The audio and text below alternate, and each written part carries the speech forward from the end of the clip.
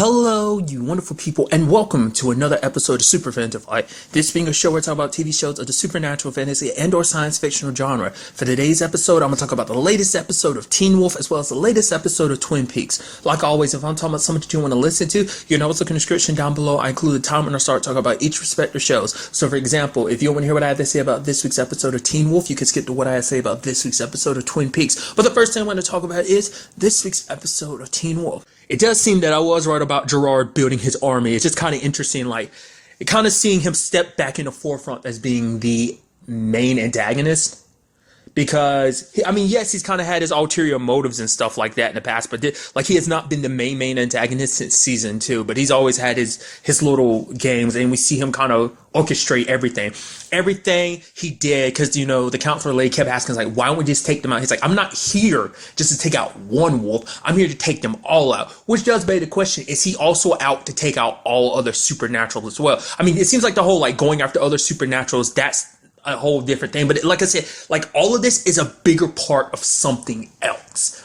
Like, they're kind of symptoms to a bigger issue, and that is, like, whatever this thing is that got out of the writer's world that, like, Scott and his pack, like, let loose into this world, as that Hellhound would say, is the fact is that thing is kind of bubbling all this. Granted, maybe Gerard's actions are just at the worst time, but I feel like it's got to be brought up by this thing's presence in Beacon Hills, because, like, his main thing is to, like, he ended up exposing them at the end. He ended up exposing Liam in front of a whole bunch of people, and it's like, how do you build an army? You build an army out of fear, because everything was orchestrated so the events will play out. He calculated everything, because he's been a hunter for a long time. Once again, they have not gone up against hunters in a very long time. The last time Scott had to deal with hunters was season 1 and season 2. That was it. So it's a situation that they let their guard down because they become friends with Argent hunters and not being an issue. And this shows you just how much of it, like, you forget how much of a threat hunters can be when they've when you're, like, been doing it as long as Gerard has, especially considering the fact is that the Argents are kind of like a well-known, like, they're probably, like, they're definitely one of the biggest, like, hunters out there, like, family and notoriety-wise, so. But at the end, Liam gets exposed. He's wolfed out because he's pissed about Lori and Brett. And it's sad that things kind of played out like that. It's because they went into this underestimated, thinking like, this is an amateur. But, Gerard made sure to cover up the track. It wasn't until the last second that Scott figured it out. It's like, who else has been down here? The only other hunters that have been down here is Argent and Gerard. The last time Gerard was down here was with them in season 5 when they were dealing with the whole beast situation. And that being caught off guard, because it's also something Malia brings up, is like, we should have brought Styles in on this. Styles may have been able to figure things out, but it's like they didn't want to mix him up. It's things. It's like everything that happened in the first half of the season, they nearly lost him. He almost didn't exist anymore. Well, for a moment he didn't, and it's like we almost lost him. They didn't want to take that chance. We all agree, but it's like, well, we're kind of stupid for doing that, because like I said, like, Styles is like the backbone of the group, because of the fact of the matter is, like, he's the mastermind with everything. He's the one that typically figures everything out. I guess you could argue he is the main brains of the operation. So, and on top of that, you have that Nolan kid being controlled by the dude. I forgot the character's name, but obviously it's that thing, whatever it is, and it kind of pushes Nolan. It's like, isn't it creepy how Corey just pops up out of nowhere? You want to know for sure, right? And he stabs Corey in the hand after asking all these weird questions, and Corey heals immediately, and he ends up showing it off to everyone, and then he runs into Lydia, who's asking about Brett. He's like, well, you're one of them, aren't you? So, granted, like, we know Nolan got afraid because of everything that went down in the library. So it's like a lot of people might have saw Scott, but I don't know if they saw Scott, and that's the beauty of this season. This is, like I said before, this is everything that's been bubbling below the surface. Everyone's seen some stuff that they just couldn't quite explain, but it was just kind of brushed off either by themselves or someone else. As we saw at last episode with the cops, or Sheriff Styles would be like, yo, Zelensky had to be like, yo, let's calm down. So it's like, it's so cool. Like I think that's such a great way to kind of pick the series off of, like, this is everything that's accumulated over the years, and now it's coming back. Like, everything they've done trying to protect the town, being normal kids, not hurting people, fighting the evil supernatural back. And what's it going to earn them? A bullet, most likely in the head, because the entire town's just going to look, because they fear what they don't know. So that's just incredible, like, workshopping with this. And then on top of that, you have this monster who feeds on fear, who releases fear, because you had Melissa, like, struggling with the body. I was like, oh, that's weird.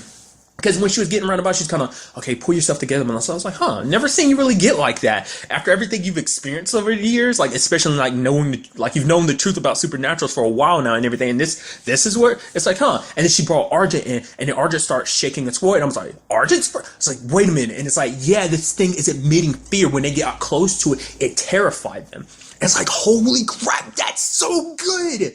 It's like this thing can induce fear. It like it releases some kind of, like, scientifically speaking, it releases some kind of toxin. And obviously we know it's the lacrosse player, like, who kind of talked to the Nolan and everything, and the stabbing Corey. Him, we do know that obviously that's his body. But the interesting thing is, when they examined it and everything, there was no DNA, no cell. So it's like, when that thing ate him, like, it didn't just rip his skin off. It took everything that was him, probably his DNA. That way it probably can assimilate better. It's like, oh, you just can't tell the difference. But that's definitely, like I said, it's so cool, because you have so many storylines working at the same time. You have this whole situation with Gerard and his people. Now you have the situation at school. It's connected to this thing. So, like, it's all connected.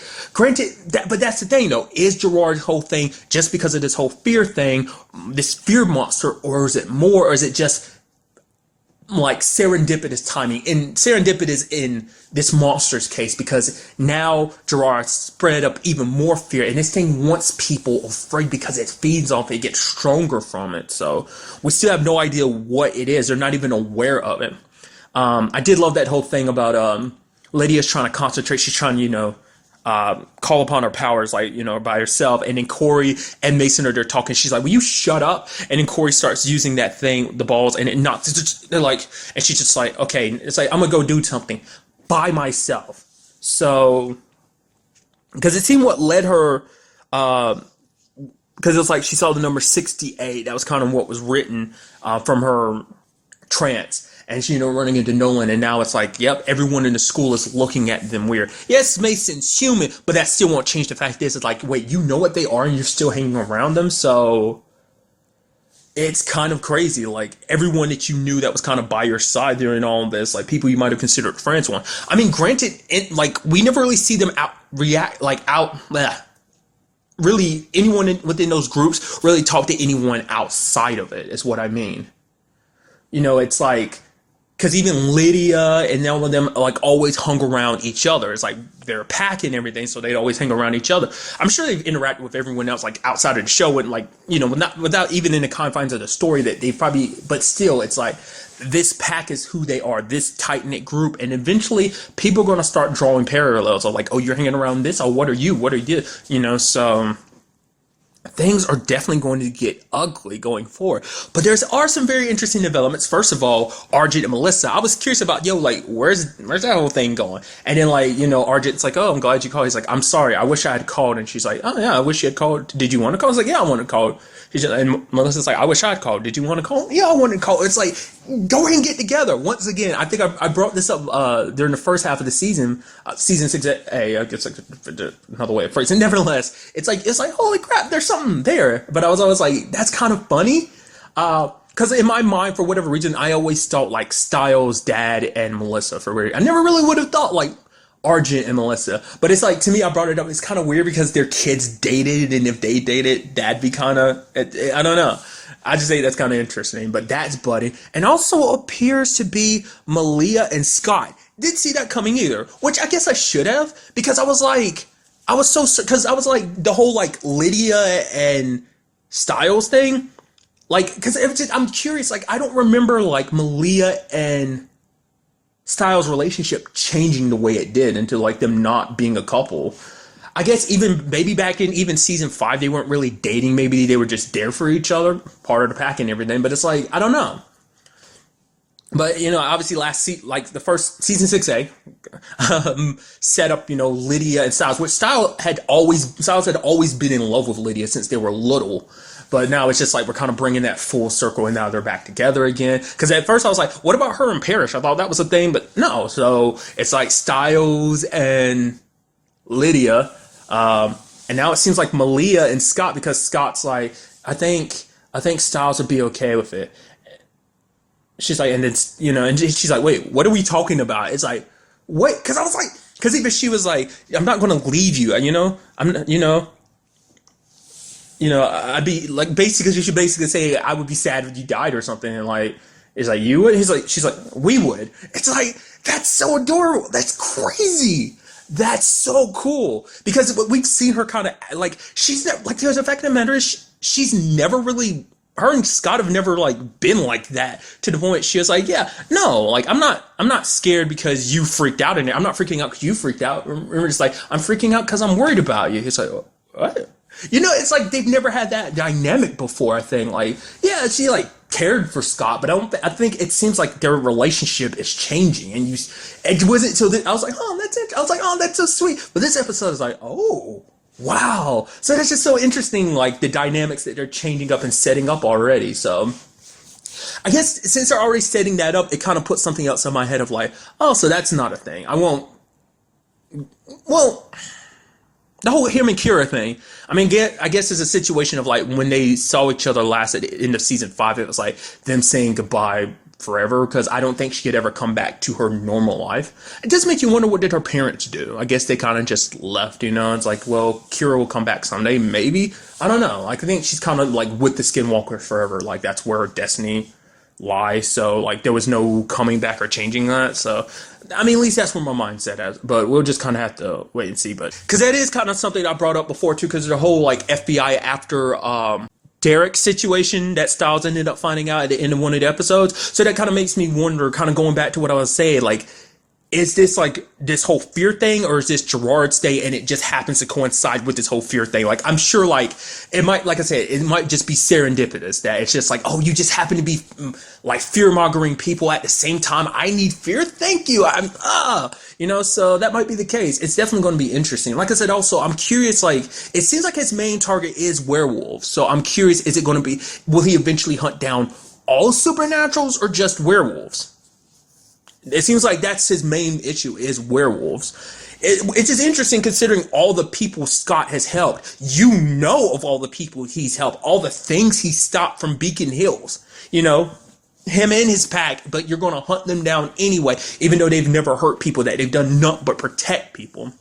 Also, some interesting thing too is I want to kind of tell on the end. I thought it was like some special bullet she used to kill. It's like, well, maybe it was, but more so than I think, like, once again, she just lucked out that Silver ended up killing a hellhound or whatever. But more so than anything, he was still weakened from his fight with Liam, which kind of showed you, like, mad props to Liam for, like, putting him in such a state that he'd be wounded like that. So, which is kind of sad because you learn more about them in this episode. It's like, oh yeah, Brett started playing lacrosse so he could get a scholarship so that they could go to the same place, to go to the same school, so they wouldn't be separated. And it's like, because she never really had any friends at her school, so it's like he got a scholarship to make sure that they would always be together. And it's like, dude, that's so sweet. And also, I'm still curious about the counselor lady's whole reasons for doing this. Like, obviously, it seems like it must be like a personal thing why she wants to hunt down, like, werewolves and stuff like that. So it's like, I'm curious, is she aware of other well, she killed a hellhound, so it's like she is aware of other supernaturals, but I wonder, did she start out this wanting to hunt down other supernaturals? And is it what I brought up before of, like, is it because of what they have? It's not necessarily them being quote unquote monsters, but having the powers that they have. Remember what she said to Brett, no one should have some power like this. So I was like, that's why I was like, is there some kind of religious angle there? Is she like some religious fanatic? It's like, oh, this is power that is beyond humans. No human should have this monstrous power or something like that. I'm very interested to find out her reasonings behind this. It has to be something personal that leads you to do what you do. Not unless she's come across supernaturals before that, like, hurt people and that made her decide to stand up. But it's a situation of like, not every supernatural is a bad person. Some of them are just trying to live their lives. And I'm also curious that because she saw Lori and Liam running through her scope, but she never actually saw Liam. But no, but then in the episode, she definitely saw Liam. Like, so which begs the question: did she always know about Liam, or did she have an inkling? I feel like she didn't. So overall, just a great episode from back to front. Oh, dude, it's gonna be so interesting seeing what this story does, what they do with continuing with this whole situation going forward. Things are getting very, very interesting. And now moving on to this week's episode of Twin Peaks, a crazy, crazy episode with a lot of interesting developments. Like, for one, we ended up finding out that Janie, Dougie's wife, aka the real Dale Cooper, his wife is actually Diane's half sister. It's like, wait, what? It's like the connections keep spiraling. So it's like there's her whole thing with the fake Dale Cooper, which I'm not sure it seems like she knows that it's the fake Dale Cooper, or I don't know what she knows. It's so hard to say where Diane fits in all this, but she fits even more so. It's not even just that her connection to Cooper. It's it goes even deeper now, because there was this Dougie out there that was a fake Cooper, and you also have her being with the real Cooper. It's a whole thing. Because she still doesn't talk about the last night her and Cooper talked, which we can only assume was the fake Cooper. I think with the timeline lineup, it was the fake Cooper that she talked to. I mean, now we have Gordon learning from Frank about there being two Coopers, and it's like, wait, what? And they're telling all this information, and it kind of spirals back.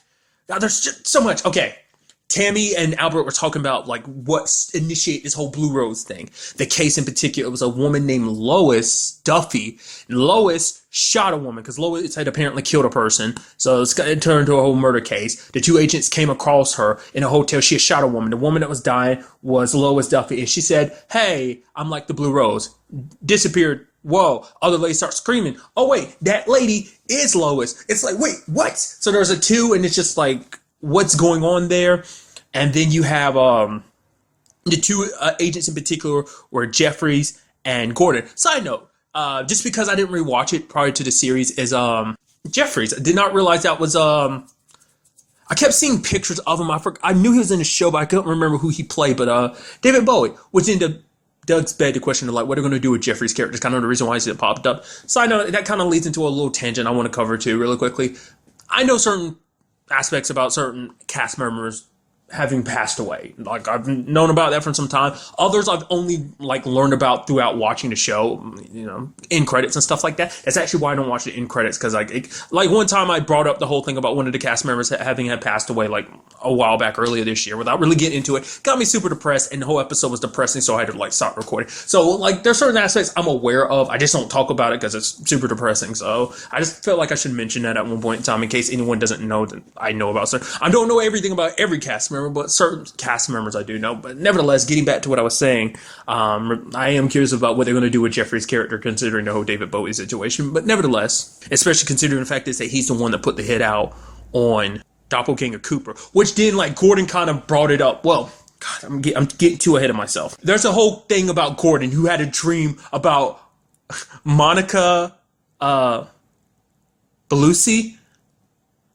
Which is so interesting because it was basically her playing herself. So it's did you write that as an excuse just to get Monica in this or something? It made me wonder why her particular. Maybe he's just a fan of her work, and it's just oh, Monica, would you come on and just do this little bit right here? I thought that was kind of interesting. It's we are like the dreamer who basically decides to live in a dream, basically, but it's whose dream is it? And then you kind of look she points him towards a memory of Gordon's. And she has also talked about the fact that Cooper was there, but he couldn't see his face. But then it was a memory of, I would assume it's something from Fire Walk with Me. I think I was kind of alluding to this earlier, but I think I said it. I didn't rewatch Fire Walk with Me prior to this. I only rewatched the series. But nevertheless, it was he walked up and he was who is this man? Pointing to Cooper, do you know who this man is? So it's was Jeffries able to see something ahead of time? Is he not aiming for the real Cooper? Is he only aiming for the doppelganger Cooper? So is Jeffries actually a good guy or a bad guy?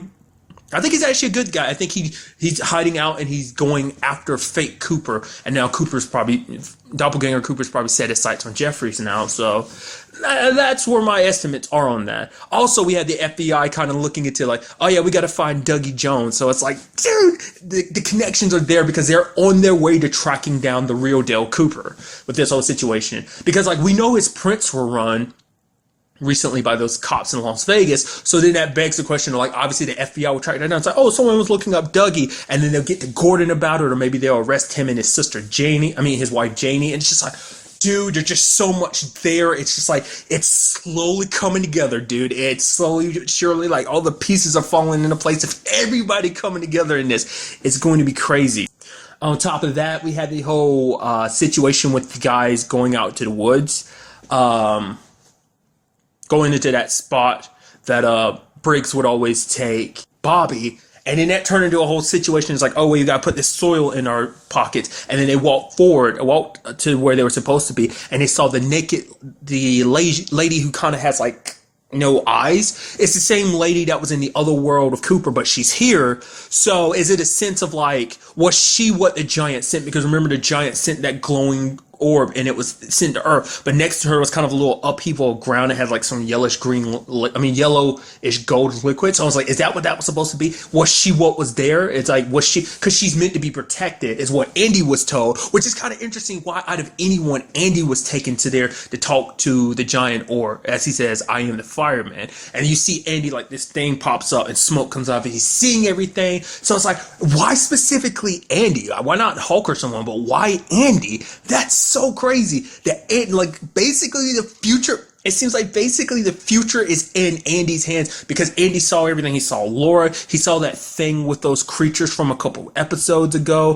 that whole episode that literally made no sense of just craziness, where it's just kind of like a don't understand what any of that really meant. I would assume that was all supposed to be like, I wasn't sure. I can't remember if that was supposed to be like Twin Peaks in the past. I think it might have been. Nevertheless, that he saw the two Coopers like overlapping with each other and then kind of separating. And then he saw him and Lucy staring at something. So is it a combination of like it's showing him what's going on right now, or maybe it's basically telling him a little of the past, but also telling him the future. Like that's supposed to represent the fact that the two separated Coopers, and then the fact of the matter is they're gonna like maybe this is supposed to be like a final showdown or something like that. And on top of it, like maybe he was seeing future events and stuff like that. Because also stuff tied to Laura's murder date he was seeing too, because he saw like the girl that was running like from the first episode after it got revealed that Laura had died.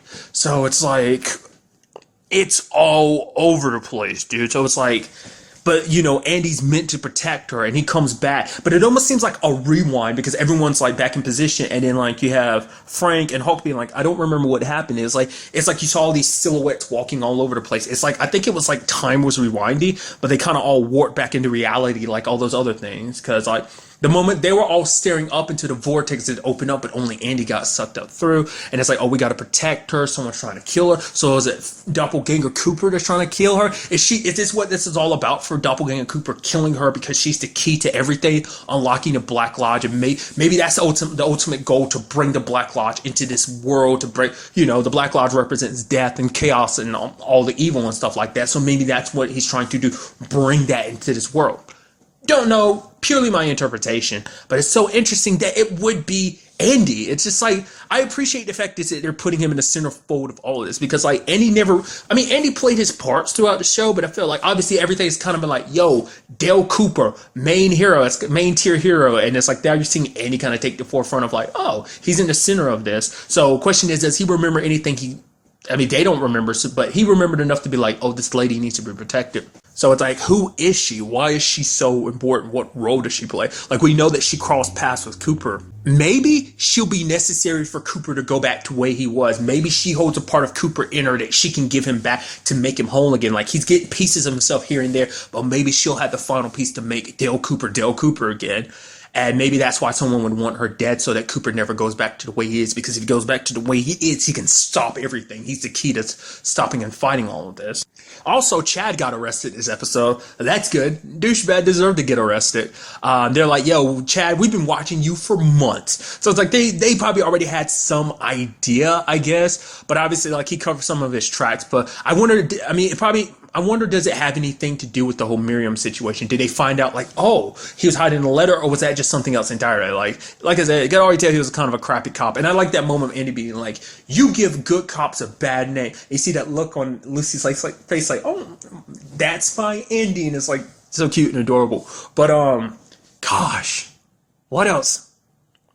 There's a whole James situation. Apparently he works security for, the Great Northern, which is kind of interesting. But he's with his bloke, Frankie.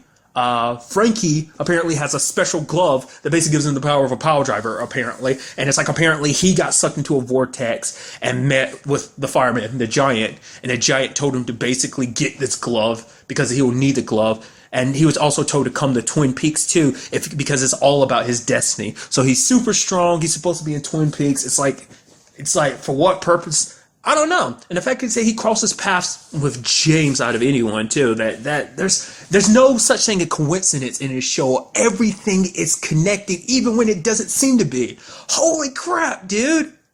It's so exhilarating. I love that about a story, when you're able to tie things together. It's just like, just the smallest things that might seem insignificant. It's always interesting trying to figure out in what way and what part do they play in this. Because also the glove isn't just like a regular glove. It's part of him now. So if he takes it off, it makes him bleed a lot.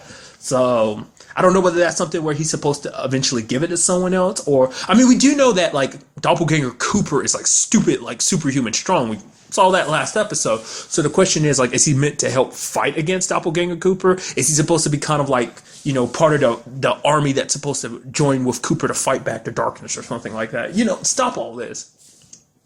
So many directions and different possibilities of what things could be. And then on top of that, there's a whole Sarah situation that got super weird, because there's that guy that's like talking mad crap, saying some very derogatory terms to her and everything, like, oh, I'm gonna pull off your tits and stuff like that. It's like, okay, just because she was like asking you nicely. I mean, at first she was like, I'm not asking you politely, but she even said please twice, like, yo, get away from me, please. And he didn't like that. And she's like, I will eat you. He's like, oh, you're going to eat me. Takes off her face, and you see the thing underneath. It's like a finger, and then you see a smile, which I'm trying to wondering, is that supposed to represent Bob, or is that supposed to represent something else? And he was just kind of terrified, like the void that was inside. She put her face back on. Who did that? Somebody did that in this season, right? It happened earlier this season, but I just don't remember who it was that did that. I'm blanking on it. But then, like, on top of that, like, a moment she got done, she bit his neck and chewed into him, and he died. And the guy walked over, and she's like, what's going on? She's like, I don't know. It's like, dude, things are seriously messed up with Sarah. And it's like, the question is, what's going on there? Like, because she never, what is her connection in all of this? What happened to her? Did something happen to her in this time frame? Did something from the Black Lodge infect her as well? Or maybe it's a situation of it's slowly seeping out because everything's off balance and everything's crazy because there's two Coopers in this world, and that's throwing everything off balance. So maybe the Black Lodge is leaking into the real world and it's affecting people slowly but surely. Maybe that's what this is all about, Fred. Like, every bit of craziness and, like, you know, darkness that's dwelling within Twin Peaks, maybe the Black Lodge is leaking out. I mean, I guess arguably you could say it's kind of been leaking out before. Bob and Mike finding their way into this world in the first place, but nevertheless, because she never seemed like she was like a bad part of all this. It seemed like she was a good part of it because she could sense things, she could see things in her dreams. So I don't know. I guess that ultimately goes back to the question of, like, whose dream is it and everything. So it's like, I would assume it's supposed to be Cooper's, but I don't know whether that's true. I mean, I have no idea. I'm definitely very interested in that whole Sarah situation, like what that was all about. So it's like, maybe she's not even Sarah anymore. Maybe whatever was part of her, like whatever good was left in her, got hollowed out because of everything that happened, you know? I mean, it's weird because it's like so much tragedy that's happened to that family. It's like Leland got possessed. And then what happened to Laura, because she was trying to fight back the darkness, and now whatever it is might be affecting her mom too. It's like, maybe it's specifically targeting their family, but why, you know? And then finally, there's that whole thing at the Roadhouse at the end where you had that lady who apparently is Tina's daughter talking about the whole Billy situation, where Billy ran towards them like blood in his mouth and was from his eyes is bleeding all over the place, and he looked at them strange. Like that was it. So it's like that was the last time like any of them saw Billy, which I guess that's what Tina told Charles that had him so freaked out. But it's like, why wouldn't he tell Audrey that? I guess because he knew Audrey cared about him. And I guess like she didn't want to worry Audrey because I guess he wants Audrey to kind of be more focused on them, which Audrey's supposed to be going to the Roadhouse anyway. At the time, she didn't really know, but well, she did kind of seem like she stayed behind, like she didn't want to go, but just because of the whole like she's confused situation. And then you had that girl who's asking all those questions. Like, why are you asking all those questions? You're looking very suspicious asking all these questions. So it's like, not unless she's asking on Charles or Audrey's behalf, but I feel like Charles would already know. So the question is like, why didn't like Tina and her daughter didn't say anything to anybody? She's like, and she kept saying like, oh, I think my uncle was there. I was like, who's your uncle? Like, kept referencing your uncle. I was like, oh, I think he was there. I wasn't sure, but it's like she didn't say anything because they didn't really know how to help with those situations. So like, whatever Billy's deal is, there's also that guy that was in the cell with the lady that Andy brought in, as well as Chad, and he would kind of repeat things back, and it looked like he was bleeding from his mouth. It looked like it was like discolored and I don't know, gunky. Like it didn't look like blood. It looked like, I mean, maybe it was blood, but it looked infected or something. I don't know. Is he supposed to be someone we know, or is he just some random dude? I don't know what the significance of that is. Which, as I mentioned earlier, kind of seems to be the big thing here. A good episode, but still not seeing how a lot of the stuff fits together. Like this whole Billy situation too. Like, where is Billy then? Like, just saw him run away. So, and what about the whole Audrey situation about whether or not like she seems confused and everything? So there's that. There's the fact is that none of them remembers going like what they experienced. The question is, once again, does Andy remember it? There's that whole thing with like, it looked like it was a telephone pole that had the number 6 on it. So I was like, what's that supposed to represent? I mean, like I said earlier, it seemed like it might be some kind of future thing. So maybe something significant's going to happen there. Maybe something significant already has. I don't know. Things just continue to get more and more interesting with every episode that passes by. And so I'm very interested to see what goes down in the next episode. But really, that's all I want to talk about in this episode. Till the next time we meet, be happy, be safe, love life to the fullest, and enjoy it. Good day and goodbye.